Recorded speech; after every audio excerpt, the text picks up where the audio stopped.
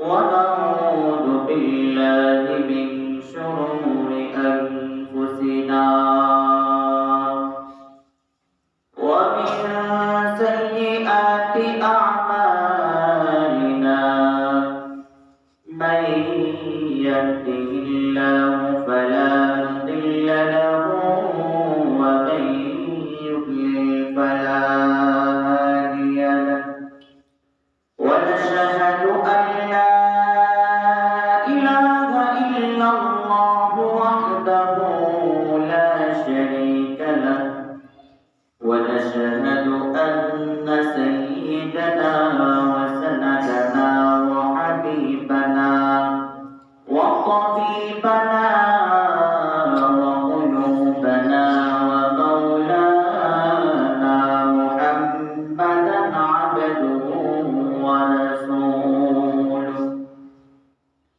أرسله بالحق بشيرا ونذيرا وداعيا إلى الله بإذنه وسراجا وقمرا منيرا أما بعد فأعوذ بالله من الشيطان الرجيم يا أيها الذين آمنوا اتقوا الله ولتنظر نفس ما قدمت لغد واتقوا الله إن الله خبير بما تعملون وقال رسول الله صلى الله عليه وسلم لو تعلمون ما أعلم لضحكتم قليلا ولبكيتم كثيرا أو كما قال عليه الصلاة والسلام وقال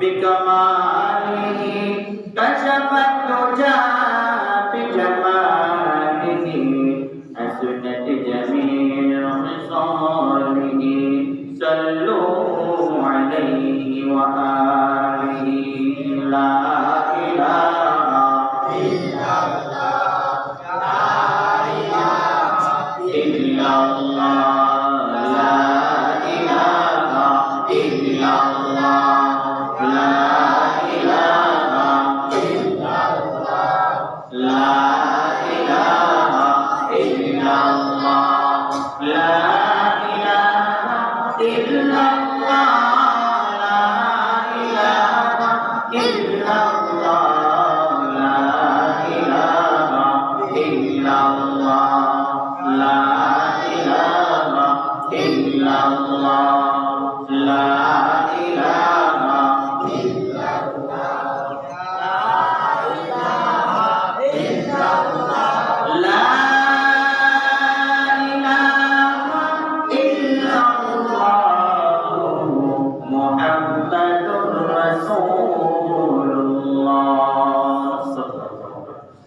আলহামদুলিল্লাহ আল্লাহ পাক রব্বুল আলামিনের দরবারে অসংখ্য অগণিত শুকরিয়া যে আল্লাহ পাক রব্বুল আলামিন আমাদেরকে দয়া করে মায়া করে মহব্বত করে নির্বাচিত করে যাচাই বাছাই করে জুমার নামাজের উদ্দেশ্য করে দুনিয়ার মধ্যে সবচেয়ে উৎকৃষ্ট এবং আল্লাহর সবচেয়ে প্রিয়তম ঘর মসজিদে এসে কোরআন এবং সুন্নাহর আলোকে কিছু কথা বলা এবং শোনার মতো তৌফিক দান করেছে সেই মহান রবের প্রতি আমরা সকলেই কালিমাত শুকর আদায় করি আলহামদুলিল্লাহ। সুখে দুঃখে সর্বাবস্থায় প্রশংসা হবে কার? আল্লাহ। প্রশংসা হবে কার? আল্লাহ। মানুষের রাস্তা বন্ধ করতে গেলে প্রশংসা হবে কার? আল্লাহ। মানুষের রাস্তা কি বন্ধ করা যাবে? জি না। তাহলে আল্লাহর প্রশংসা সেখানে কিভাবে হবে? মানুষের রাস্তা কি করা যাবে না? বন্ধ করা যাবে না, বরং বন্ধ রাস্তাকে আরো খুলে দিতে হবে। রাসূল সাল্লাল্লাহু আলাইহি সাল্লামের আদর্শ ছিল এটা।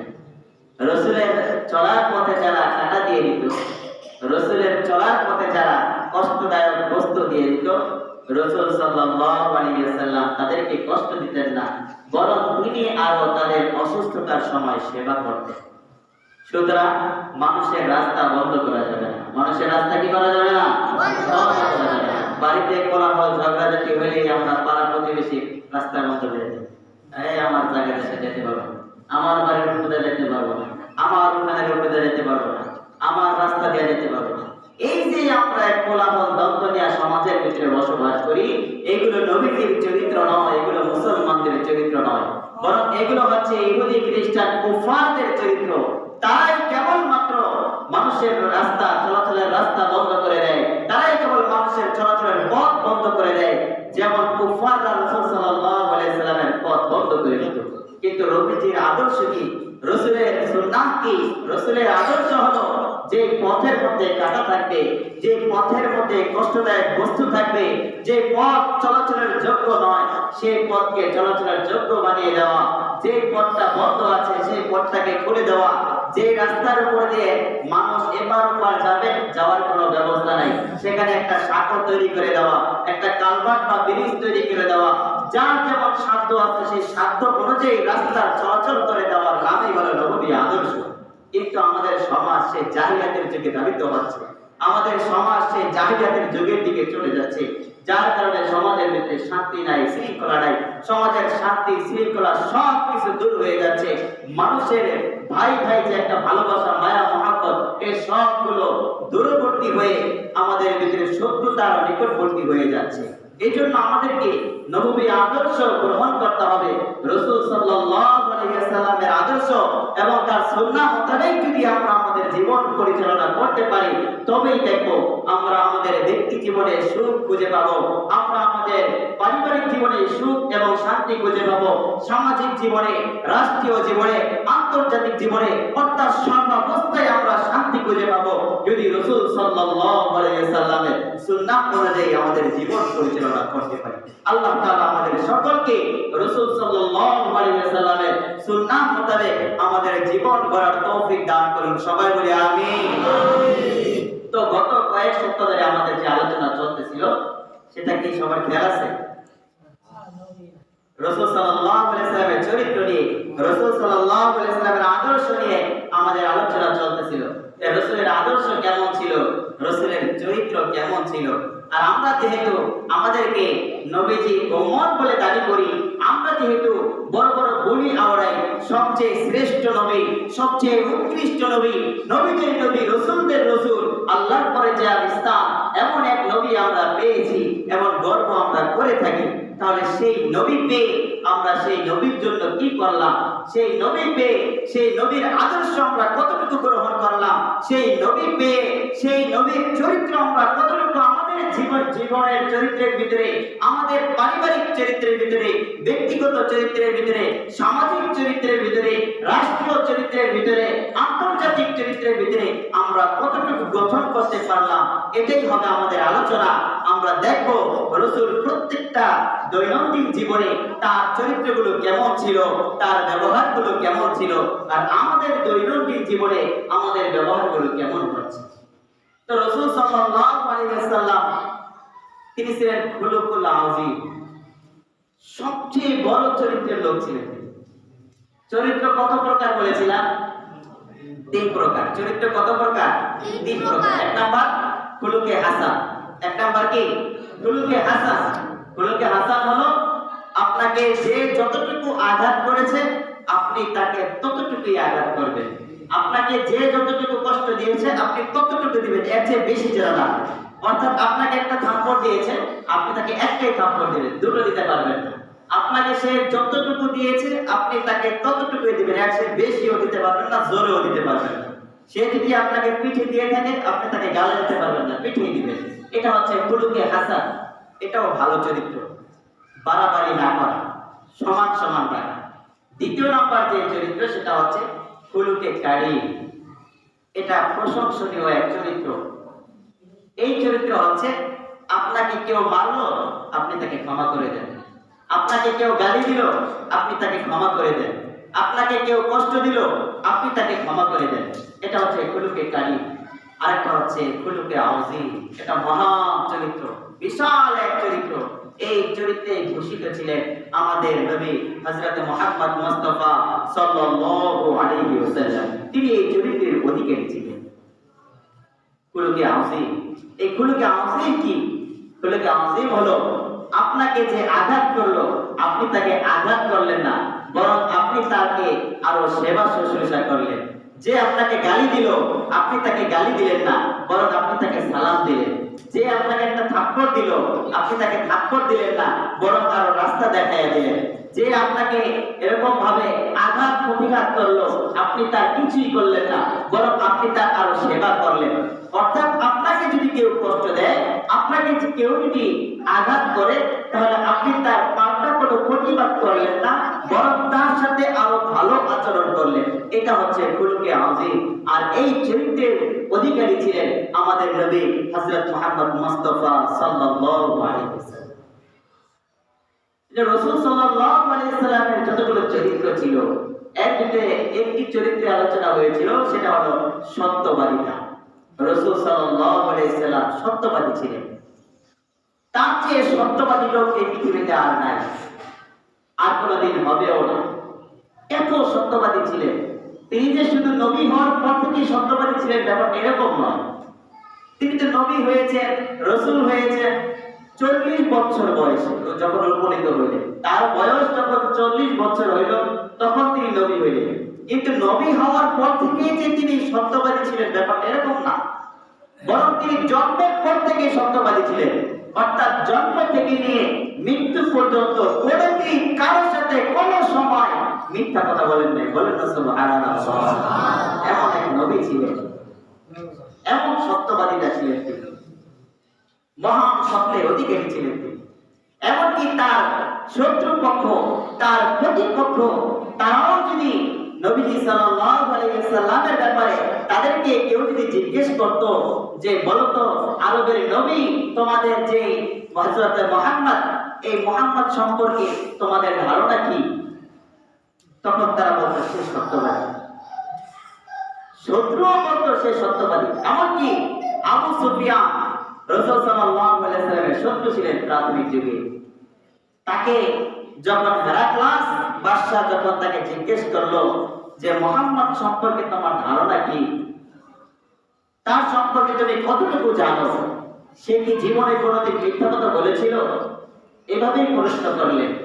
তখন আবু সুফিয়ান তখনও মুসলমান হয়নি, তখন বললেন যে না, মুহাম্মদ জীবনে কোনোদিন মিথ্যা কথা বলেন নাই। সুবহানাল্লাহ, এত সত্যবাদী ছিলেন তিনি। এখন আমরা যারা রাসূল সাল্লাল্লাহু আলাইহি ওয়াসাল্লামকে রাসূল মানি, আমরা যারা নবী সাল্লাল্লাহু আলাইহি ওয়াসাল্লামকে আমাদের নবী বলে দাবি করি, আমরা যারা তার উম্মত বলে দাবি করি, এখন আমরা আমাদের নবীর সাথে আমাদের চরিত্রকে মিলাই যে নবীজি জীবনে একটা মিথ্যা কথা বলেন নাই, সারা জিন্দেগি তিনি সত্যের বাণী উড়াইছেন। এখন আমি আর আপনি কতগুলো মিথ্যা দৈনিক জীবনে বলি? প্রতিনিয়ত আমরা কত মিথ্যা কথা বলি। মিথ্যা আমাদেরকে বলতেই হবে, মিথ্যা আমাদেরকে বলতেই হবে। মিথ্যা না বললে কেমন যেন আমাদের ঘুমেই হয় না, মিথ্যা না বললে কেমন যেন আমাদের আড্ডাটাই সফল হয় না, মিথ্যা না বললে কেমন যেন আমাদের কথাগুলোই কেমন যেন একেবারে সংক্ষিপ্ত হয়ে যায় এবং শেষ হয় না, কথাগুলো পরিপূর্ণ হয় না, অপরিপূর্ণ রয়ে যায় মিথ্যা না বললে। এই জন্য রাসূল সাল্লাল্লাহু আলাইহি ওয়াসাল্লাম তিনি জীবনে কোনোদিন মিথ্যা কথা বলেন নাই। আমাদেরকেও মিথ্যা বলা যাবে না, আমরাও সত্যবাদী হব। রাসূল সাল্লাল্লাহু আলাইহি ওয়াসাল্লাম যে সত্যবাদী ছিলেন, এই সত্যবাদিতার আচরণ আমাদের মধ্যেও এই আচরণ আমরা গ্রহণ করব, পারব তো ইনশাআল্লাহ। ইনশাআল্লাহ। দ্বিতীয় নম্বরে রাসূল সাল্লাল্লাহু আলাইহি ওয়াসাল্লামের যে চরিত্র ছিল সেটা হলো আমানতদার। আমানতদার ছিলেন তিনি, বিশাল আমানতদার ছিলেন। কোনদিন আমানতের খেয়ানত করে নাই। এমনকি যারা রাসূল সাল্লাল্লাহু আলাইহি ওয়াসাল্লামকে কষ্ট দিত, রাসূল সাল্লাল্লাহু আলাইহি ওয়াসাল্লামকে যারা প্রকাশ্যে কষ্ট দিত, তারাও তাদের সম্পদ, তারাও তাদের অর্থ রাসূল সাল্লাল্লাহু আলাইহি ওয়াসাল্লামের কাছে আমানত রাখত। এতটা আমানতদার ছিলেন তিনি। তারা বিশ্বাস করত মুহাম্মদকে আমরা যতটাই কষ্ট দিই না কেন, মুহাম্মদকে আমরা যতই আঘাত প্রতিঘাত করি না কেন, মুহাম্মদ কোনদিন আমানতের খেয়ানত করে না। এত বড় আমানতদার ছিলেন। সারা আরবের ভিতরে তার আমানতদারিতা ছড়িয়ে পড়ে। হযরত খাদিজা রাদিয়াল্লাহু তাআলা আনহা যে সময় তিনি রাসূল সাল্লাল্লাহু আলাইহি ওয়াসাল্লামের স্ত্রী এখনো হন নাই, এখনো তাদের সাথে বিবাহ বন্ধন হয় নাই, চতুর্দিকে রাসূলের আমানতদারিতা যখন ছড়িয়ে পড়লো, খাদিজা রাদিয়াল্লাহু তাআলা আনহা তিনি ছিলেন আরবের ভিতরে বিখ্যাত সম্পদশালী, অনেক বড় ধনাঢ্য মহিলা ছিলেন। তিনি অনেক সম্পদের অধিকারী ছিলেন। তিনি নিজে ব্যবসা করতেন না, কিন্তু ব্যবসায়ীদেরকে নিজের মাল সম্পদ টাকা পয়সা এগুলো দিতেন যে তোমরা ব্যবসা করিও আমার এই সম্পদ দ্বারা, আর তোমরা এর থেকে আমার কিছু লাভ দিও। কিন্তু যাদেরকে তিনি টাকা দিতেন তারাই ব্যবসা শেষে এসে বলতো লস হয়ে গেছে। যেমন আমরা বলি, আমাদেরকে কেউ টাকা দিলে আমরা যদি কারো থেকে টাকা আনি তখনই বলি যে লস হয়ে গেছে, এই সমস্যা হয়ে গেছে, সেই সমস্যা হয়ে গেছে, নানান অজুহাত আমরা মানুষদেরকে দেখাইতে থাকি। অথচ রাসূল সাল্লাল্লাহু আলাইহি ওয়াসাল্লাম তিনি কেমন ছিলেন? হযরত খাদিজা রাদিয়াল্লাহু তাআলা আনহা তিনি যখন জানতে পারলেন মুহাম্মদ নামক সেই যুবক বয়স 25-এর কাছাকাছি, সারা আরবের ভিতরে তার আমানতদারিতার খবর ছড়িয়ে পড়ল। তিনি এত বড় আমানতদার ছিলেন, তাকে তিনি পরীক্ষা করার জন্য খাদিজা রাদিয়াল্লাহু তাআলা আনহা মুহাম্মাদুর রাসূলুল্লাহ সাল্লাল্লাহু আলাইহি ওয়াসাল্লামকে ডাকলেন। তিনি তখন নবী হন নাই। তার কাছে ওই পরিমাণ সম্পদ তাকে দিলেন যেমন অন্যান্য লোকদেরকে তিনি দিতেন, আর বললেন আমার এই সম্পদ, এই অর্থ আপনাকে দিলাম, আপনি এর দ্বারা ব্যবসা করেন। রাসূল সাল্লাল্লাহু আলাইহি ওয়াসাল্লামের সাথে একটা গোলাম দিয়া দিলেন। রাসূল সাল্লাল্লাহু আলাইহি ওয়াসাল্লাম সিরিয়ায় গেলেন ব্যবসা করার জন্য। ওই গোলাম রাসূলের সাথে সারা পথ ছিল, সব সময় ছিল। ব্যবসা শেষে যখন ফিরে আসলেন তখন এই গোলাম খাদিজা রাদিয়াল্লাহু তাআলা আনহাকে বলতেছে, আম্মা জান, আপনি আমার সাথে এমন একজন লোক পাঠাইলেন ব্যবসার জন্য, আমার জীবনে আমি এমন লোক কখনো দেখি নাই।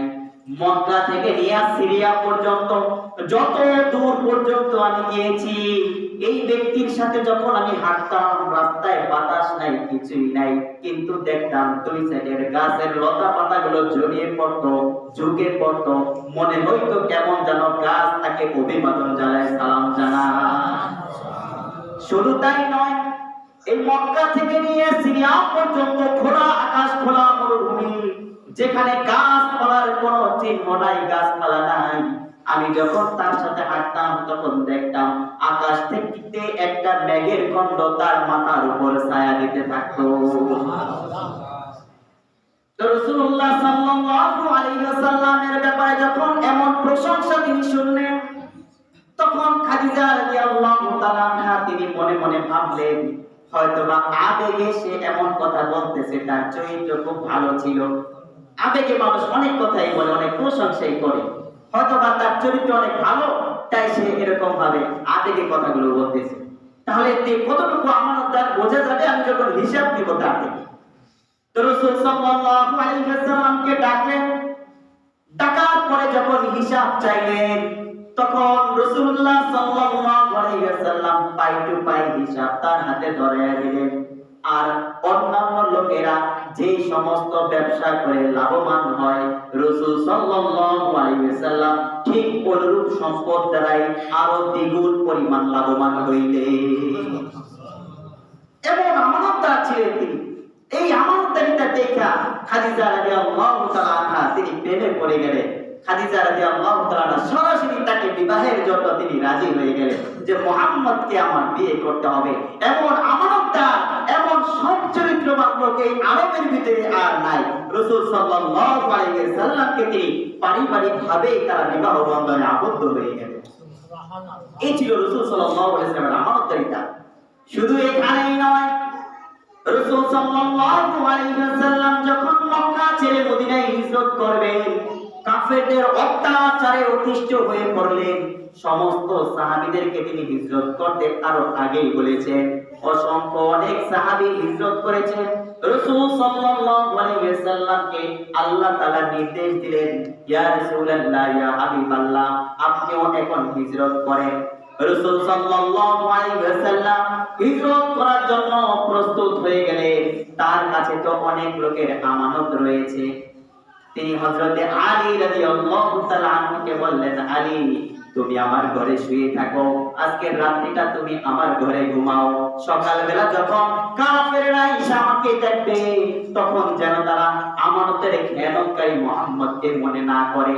এটা তাদেরকে ধোঁকা দেওয়ার জন্য বলেন নাই যে রাসূল চলে গেছেন, আলীকে দিয়ে গেলেন, সবাই দেখবে যে রাসূল নাই, আলী। ধোঁকা দেওয়ার জন্য না, বরং তার আমানতকে ফিরিয়ে দিতে। কেমন আমানতদার ছিলেন তিনি! যারা তাকে আঘাত করে, যারা তাকে কষ্ট দেয়, তাদের আমানতের তিনি খেয়ানত করলেন না। অথচ আমরা কি করতাম? তুই আমার এত মারা মারছ, তোর তো এত টাকা আমার কাছে আছে, ওইটা দিব না, রেখে দিলাম। আমরা তো এমনটাই করতাম। কিন্তু রাসূল সাল্লাল্লাহু আলাইহি ওয়াসাল্লাম তিনি কেমন ছিলেন, কেমন ছিলেন তিনি, তার চরিত্রটা কেমন ছিল!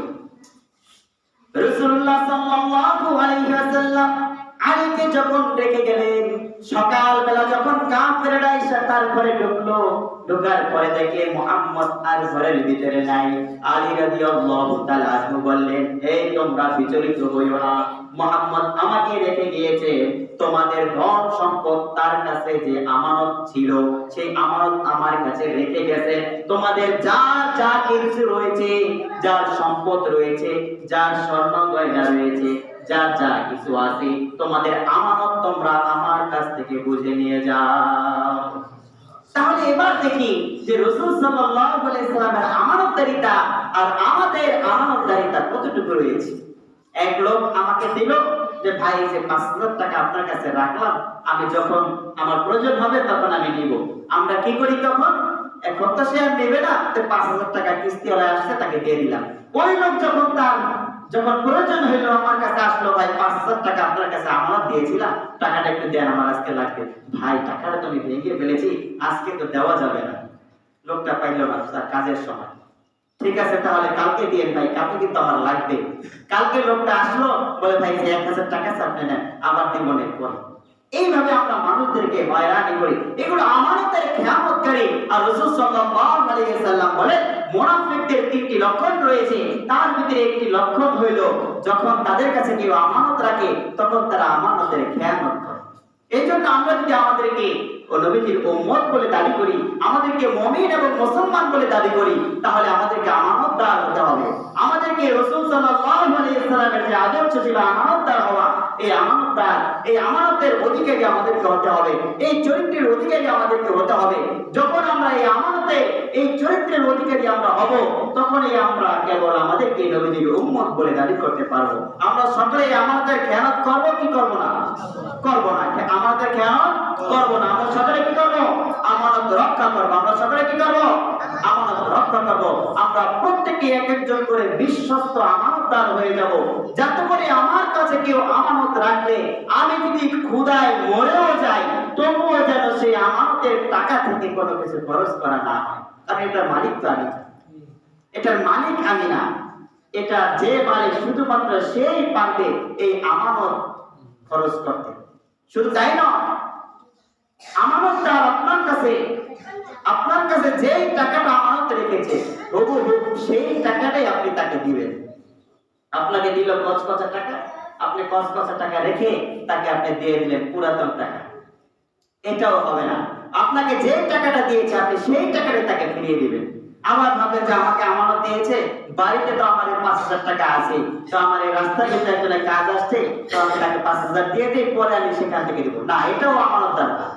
বরং আমানতদার হচ্ছে আপনাকে যে টাকাটা সে দিয়েছে সেই টাকাটাই আপনি আবার তাকে ফিরিয়ে দিবেন। এজন্য রাসূল সাল্লাল্লাহু আলাইহি সাল্লামের আরেকটি চরিত্র হলো সেটা আমানতকে রক্ষা করা। শুধু তাই নয়, রাসূল সাল্লাল্লাহু আলাইহি ওয়াসাল্লাম আরো কেমন ছিলেন, তার আরেকটা চরিত্র ছিল ইনসাফ, আদল। তিনি ন্যায় পরায়ণ ছিলেন, ন্যায় বিচারক ছিলেন। কারোর সাথে তিনি অন্যায় করেন নাই, বেইনসাফি তিনি কখনোই করেন নাই। অথচ আমরা সব সময় বেইনসাফি করে যাচ্ছি। আমার দলের লোক হইলে, আমার গোষ্ঠীর লোক হইলে, আমার বংশের লোক হইলে, আমার আত্মীয় স্বজন হইলে তার ব্যাপারে আর কোনো কেস মামলা নাই, তার কোনো আর বিচারাচারী নেই, সে মুক্ত। আর যদি আমার বিরোধী দল হয়, আর যদি আমার আত্মীয় না হয়, আর যদি আমার শত্রু হয়, তাহলে তার আর রক্ষা নেই। যদি তার দোষ না থাকে তবুও তার দোষ বাড়ায় দিতে হবে। এটাই তো আমাদের চরিত্র। অথচ এটা নবীজির চরিত্র ছিল না। নবীজির চরিত্র ছিল কে মুসলিম, কে অমুসলিম, কে মুসলমান, কে মুনাফিক, কে ইহুদি, কে খ্রিস্টান, তার কাছে এর কোনো ধারই ছিল না। বরং তিনি দেখতেন কোনটা হক আর কোনটা বেহক, তিনি দেখতেন কোনটা ইনসাফ আর কোনটা বেইনসাফ। তিনি ইনসাফকে সর্বাবস্থায় তিনি গ্রহণ করতেন। সদা সর্বদা তিনি ইনসাফ এবং আদলের সাথে কাজ করতেন। পরিচিত একটি ঘটনা আমরা সকলে জানি। এক মুনাফিক এবং ইহুদি, তারা দুইজন একটা জমি নিয়ে তাদের ভিতরে সমস্যা হইতেছিল, ঝগড়াঝাটি হইতেছিল। তখন এই মুনাফিক নিজেকে মুসলমান দাবি করত, সেই লোকটা ইহুদির সাথে প্রায় ঝগড়া করত। এরকম একদিন ঝগড়া করার সময় ইহুদি বলে যে চলো তোমাদের নবীর কাছে যাই, তোমাদের নবীর কাছে যাই, তোমাদের নবী এর সঠিক উত্তম ফয়সালা দিবে, তিনি সঠিক বিচার করবে, তার কাছে আমরা যাই। মুনাফিক যাইতে চাচ্ছিল না, কারণ সে জানে নবীজি সঠিক বিচার করবে। তখন ওই ইহুদির জোরাজোরিতে সে রাসূলের দরবারে গেল। রাসূলুল্লাহ সাল্লাল্লাহু আলাইহি ওয়াসাল্লাম তখন দেখলেন না এই লোক যে মুসলমান আর ওই লোক যে ইহুদি, এই লোক হলো আমার পক্ষের, আমার দলের, ওই লোক আমার বিদলের, আমার বিপক্ষের। এটা রাসূল দেখলেন না, বরং রাসূল দেখলেন বিচারের ভিতরে কে তার হক পাবে আর কে তার হক পাবে না। রাসূল সাল্লাল্লাহু আলাইহি ওয়াসাল্লাম উভয়কে মীমাংসা করে দিলেন।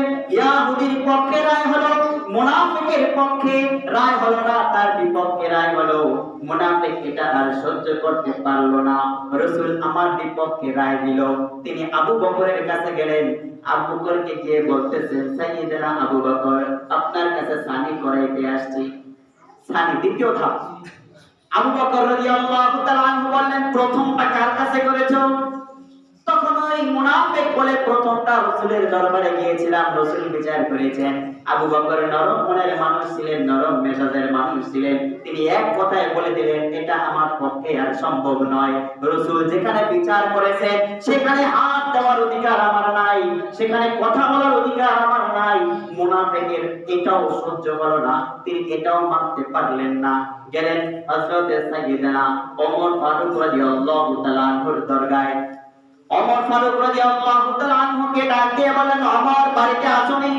ওমর ফারুক রাদিয়াল্লাহু তাআলা আনহু বাড়ি থেকে ঘর থেকে বের হলেন। বের হওয়ার পরে দুজনকে দেখতে পেয়ে জিজ্ঞেস করলেন, তোমরা কেন এসেছো, কেন ডাকতেছো? তখন মুনাফিক বলে, আমরা আপনার কাছে সানি করাইতে আসছি। আর ওই ইয়াহুদি ওমরের কানে কানে বলে দিয়েছে, আমরা কিন্তু রাসূলের দরবার থেকে এসেছি। ওমর ফারুক রাদিয়াল্লাহু তাআলা আনহু ওই মুনাফিককে জিজ্ঞেস করলেন, সানি করাইতে আসছো, তাহলে প্রথমটা কে করলো? তখন বলল, প্রথমটা রাসূলের দরবারে হয়েছে। ওমর বলল, রাসূলের বিচার কি তোমার পছন্দ হয় নাই? তখন মুনাফিক বলে, না, তার বিচারটা পছন্দ হয় নাই, সে ইয়াহুদির পক্ষে রায় দিয়েছে, আর আমি মুসলমান, আমার বিপক্ষে রায় দিয়েছে। ওমর বললেন, তাহলে বলো আমাকে কি করতে হবে? তখন এই মুনাফিক বলে, আপনাকে সানি করতে হবে, দ্বিতীয় ধাপের বিচার করতে হবে। তখন ওমর ফারুক রাদিয়াল্লাহু তাআলা বললেন, একটু অপেক্ষা করো, এখানে বসো, আমি ভিতর থেকে আসতেছি। ওমর ফারুক রাদিয়াল্লাহু তাআলা ভিতরে গেলেন। যাওয়ার পরে খোলা তরবারি মেরে ওই মুনাফিকের গর্দান উড়িয়ে দিলেন আর বললেন, রাসূলের বিচার যার পছন্দ হবে না, এই দুনিয়াতে থাকার অধিকার তার নাই। তা রাসূলের যে চরিত্র ছিল আদল এবং ইনসাফ, এই আদল এবং ইনসাফ আমাদের ভিতরে আছে কি? আমরা কি রাসূলের সেই চরিত্র অনুযায়ী, সেই ইনসাফ অনুযায়ী সমাজের বিচার করে থাকি? নাকি আমার দলের লোক হইলে আমি তাকে ছাড় দিয়ে দেই, আর আমার বিদলি হইলে আমি তাকে আঁকড়িয়ে ধরি? এই জন্য আমাদেরকে রাসূল সাল্লাল্লাহু আলাইহি ওয়াসাল্লামের যে চরিত্র ছিল, রাসূল সাল্লাল্লাহু আলাইহি ওয়াসাল্লাম যে আদল এবং ইনসাফের বিচার করেছেন, আমাদেরকে সেই অনুযায়ী বিচার করতে হবে, সেই অনুযায়ী আমাদেরকে ইনসাফগার হতে হবে। পারবো তো ইনশাআল্লাহ? আল্লাহ তাআলা আমাদের সকলকে কবুল করুন। আমিন। রাসূল সাল্লাল্লাহু আলাইহি ওয়াসাল্লামের আরেকটা চরিত্র ছিল বড় ধৈর্য। তিনি বড় ধৈর্যশীল ছিলেন, অনেক বড় চরিত্র ছিল, ধৈর্যশীল। তিনি অনেক বড় ধৈর্যশীল ছিলেন। কেমন ধৈর্যশীল ছিলেন? এক ইয়াহুদি রাসূল সাল্লাল্লাহু আলাইহি ওয়াসাল্লামকে কিছু ধার দিয়েছিল, কিছু কর্জ দিয়েছিল, সময় নিয়েছিল 3 মাস পরে বা 4 মাস পরে, এরকম সময় নিয়েছিল। এরকম মসজিদ ভরা, সাহাবায়ে কেরাম মসজিদের মধ্যে ভরপুর।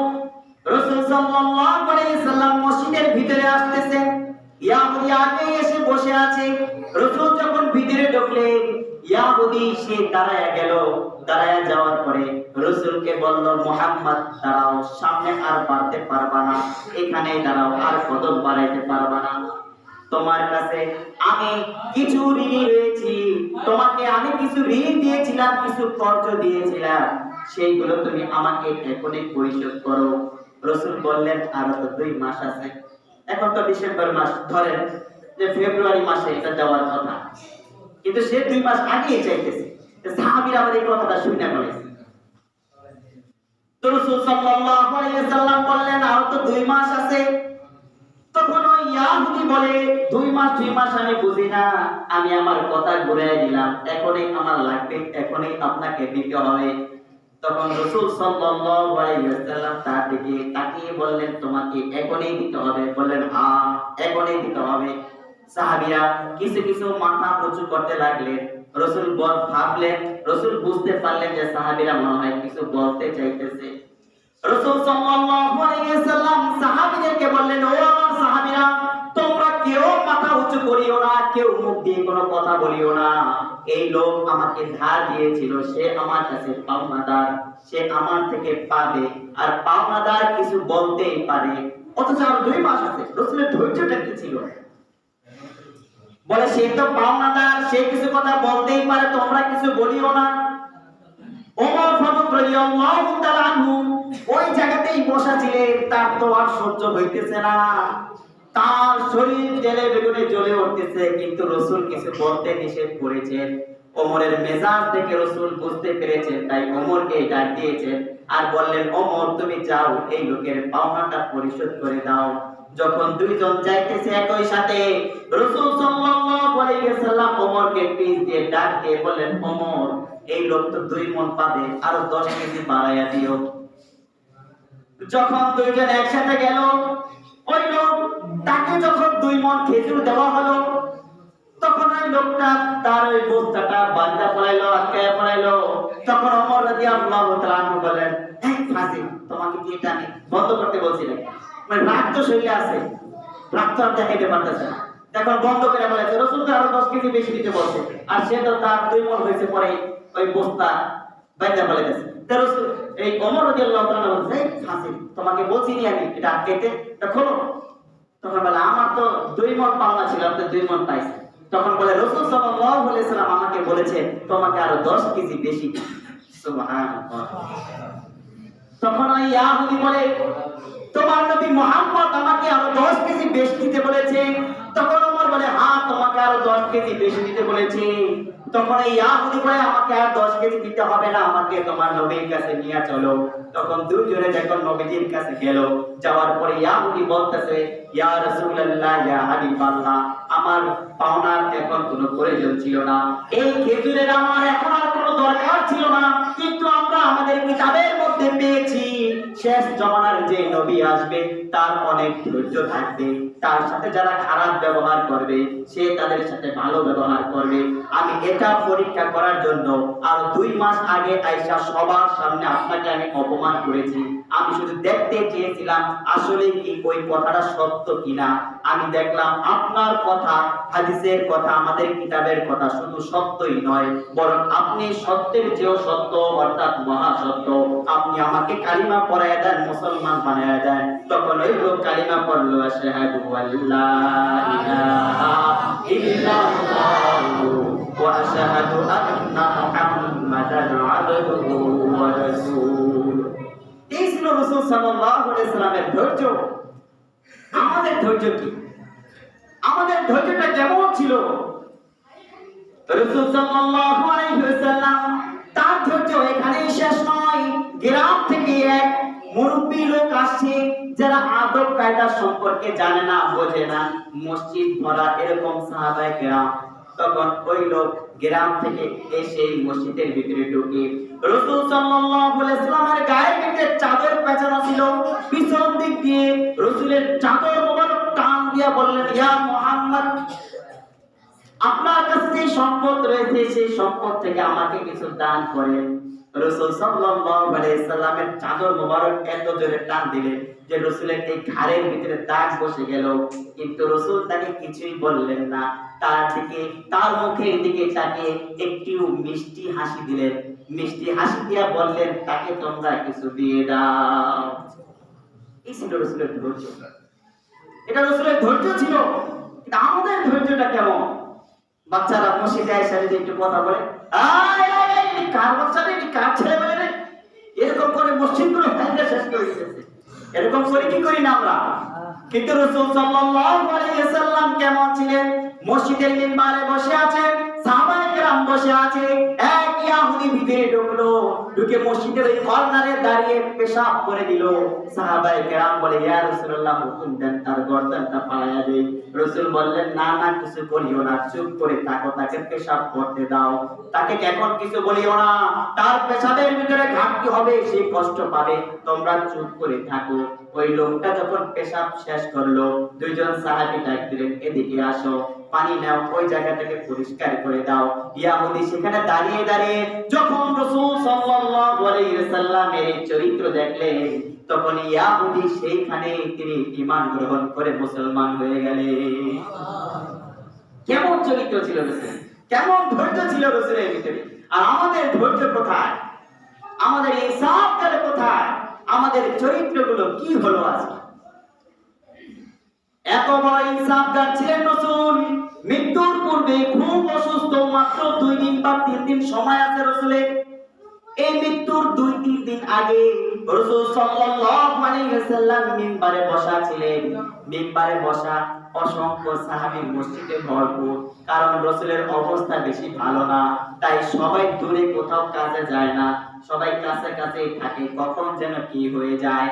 মৃত্যুর 2 দিন বা 3 দিন আগে রাসূল সাল্লাল্লাহু আলাইহি ওয়াসাল্লাম মিম্বারে বসে সমস্ত সাহাবীদেরকে ডাকলেন আর বললেন, ও আমার সাহাবীরা, আমি যদি তোমাদের কাউকে কোনোদিন গালি দিয়ে থাকি, আমি যদি তোমাদের কাউকে কোনোদিন কষ্ট দিয়ে থাকি, আমি যদি তোমাদের কাউকে কোনোদিন আঘাত দিয়ে থাকি তাহলে তোমরা আমাকে আজকে প্রতিশোধ নিয়ে নাও। যেই দিন আল্লাহ তাআলা হিসাব চাইবে সেই দিন আসার আগে তোমরা আজকেই আমার হিসাবটা নিয়ে নাও, আজকেই আমার থেকে প্রতিশোধ নিয়ে নাও। সমস্ত সাহাবীর চোখ দিয়ে কান্না পড়তেছে, সমস্ত সাহাবীর চোখ দিয়ে পানি গড়গড় করে পড়তেছে। সবার বোঝা হয়ে গেল রাসূল মনে হয় আর দুনিয়াতে থাকবেন না। এমন কথা তো তিনি আর কোনোদিন বলেন নাই, এখন বলতেছেন কেন? সবাই নীরব হয়ে নিথর হয়ে আছে। মাঝখান থেকে এক সাহাবী দাঁড়িয়ে গেল, দাঁড়িয়ে যাওয়ার পরে বলতেছে, ইয়া রাসূলুল্লাহ, ইয়া হাবিবাল্লাহ, আপনার সাথে আমার একটা প্রতিশোধ আছে, আমি আজকে সেই প্রতিশোধটা গ্রহণ করব। সব সাহাবীরা আশ্চর্য হয়ে আছে, এই লোকটা কি বলে তার থেকে প্রতিশোধ নেবে। সে রাসূল সাল্লাল্লাহু আলাইহি সাল্লাম বললেন, তুমি কাছে আসো। লোকটা কাছে আসলো, আসার পরে বলতেছে, বলো তোমার কি প্রতিশোধ? তখন ওই সাহাবী বলতেছে, ইয়া রাসূলুল্লাহ, ইয়া হাবিবাল্লাহ, আপনার সাথে আমি একটা যুদ্ধে গিয়েছিলাম, তখন যুদ্ধ চলাকালীন আপনি আমাকে প্লিজ দিয়ে ডাক দিয়েছিলেন, কিন্তু আমি শুনি নাই। না শোনার কারণে আপনি আমাকে লাঠি দ্বারা একটা আঘাত করেছিলেন, মৃদু আঘাত করেছিলেন, আর আমি একটু ব্যথা পেয়েছিলাম। আজকে আমি আপনার সাথে সেই প্রতিশোধটা নেব। সমস্ত সাহাবীরা বেকুব হয়ে বসে আছে, কি বলে এই মুহূর্তেও সে রাসূল থেকে প্রতিশোধ নেবে। আবু বকর রাদিয়াল্লাহু তাআলা আনহু বলতেছে, আরে তুমি না ওয়াক্কাশা, তোমাকে না রাসূল বলেছে তুমি বিনা হিসাবে জান্নাতে যাইবা, এই মুহূর্তে তুমি কেন প্রতিশোধ নিতে চাইতেছো? তুমি আমার থেকে প্রতিশোধটা নিয়ে নাও, রাসূল থেকে নিও না। তখন ওয়াক্কাশা রাদিয়াল্লাহু তাআলা আনহু বলে, রাসূল নিজেই বলতেছে তার থেকে প্রতিশোধ নিতে, আর তুমি কেন আমাকে বাধা দিচ্ছ? আমি রাসূল থেকে প্রতিশোধ নিব। তখন রাসূল সাল্লাল্লাহু আলাইহি ওয়াসাল্লাম বললেন, কি বলতে চাও বলো? তখন এই সাহাবী বলে, ইয়া রাসূলুল্লাহ, আপনি আমাকে যেই লাঠি দ্বারা আঘাত করেছিলেন সেই লাঠি দ্বারাই আমি আঘাত করব। তখন রাসূল সাল্লাল্লাহু আলাইহি ওয়াসাল্লাম ঘর থেকে লাঠিটা আনাইলেন, আনানোর পরে তার হাতে দিলেন আর বললেন, আমাকে তুমি আঘাত করে প্রতিশোধটা নিয়ে নাও। ওই সাহাবী বলে, ইয়া রাসূলুল্লাহ, ইয়া হাবিবাল্লাহ, আপনি যখন আমাকে আঘাত করেছিলেন তখন আমার গায়ে কোনো কাপড় ছিল না, আমার শরীরটা খোলা ছিল, ঢাকা ছিল না। আপনার শরীরে তো কাপড় আছে, চাদর আছে, এটা খুলে। তখন রাসূল সাল্লাল্লাহু আলাইহি ওয়াসাল্লাম চাদরটা খুলে দিলেন, সাহাবী তার হাত থেকে লাঠিটা ফালাইয়া দিলেন। চোখ দ্বারা ঝরঝর করে পানি পড়তেছিল, রাসূলকে জড়ায়া ধরে তার চামড়ার ভিতরে একটা চুমু খাইলেন আর বললেন, ইয়া রাসূলুল্লাহ, ইয়া হাবিবাল্লাহ, আপনি যেইভাবে ভাষণ দিতেছে আমার বুঝতে আর বাকি রইল না, আপনি এই দুনিয়াতে আর থাকবেন না, আপনার যাওয়ার সময় হয়ে গিয়েছে। কোনদিন আপনাকে সাহাবীরা আপনার এই চর্ম মোবারক কোনদিন দেখতে পারবে কিনা আমার জানা নাই। আমার মনে চাইছিল আপনার এই চামড়ার ভিতরে আমার দুটো ঠোঁট লাগাবো, এই জন্য আমি আপনাকে এমন কৌশলে চাদরটা খুলাইলাম, আপনাকে আমি আজকে দুটো চুমু দিলাম। ইয়া রাসূলুল্লাহ, ইয়া হাবিবাল্লাহ, আপনি আমাকে ক্ষমা করে দেন, এটা আমার কোনো উদ্দেশ্য ছিল না। এই জন্য মুসলমান ভাইরা রে আমার, আপনাদেরকে বলার উদ্দেশ্য হলো রাসূল সাল্লাল্লাহু আলাইহি সাল্লামের চরিত্রগুলো কেমন ছিল, তার সত্যবাদিতা কেমন ছিল, তার ন্যায়পরায়ণতা কেমন ছিল, তার আমানতদারিতা কেমন ছিল, তার ধৈর্য কেমন ছিল। আর আজকে আমরা তার উম্মত দাবি করি, আমাদের ভিতরে তার চরিত্র কতটুকু রয়েছে, তার আমানতদারিতা আমাদের ভিতরে কতটুকু রয়েছে, তার সত্যবাদিতা আমাদের ভিতরে কতটুকু রয়েছে, এটাকে পরীক্ষা করার জন্য এই কথাগুলো বলা। এই জন্য আমরা রাসূলুল্লাহ সাল্লাল্লাহু আলাইহি ওয়াসাল্লামের চরিত্র অনুযায়ী আমাদের জিন্দেগীর চরিত্র এরকম গঠন করতে প্রস্তুত আছি কারা কারা? সবাই প্রস্তুত আছি তো ইনশাআল্লাহ? আল্লাহ তাআলা আমাদের সকলকে নববী চরিত্রের অধিকারী হওয়ার তৌফিক দান করুন। সবাই বলি আমিন।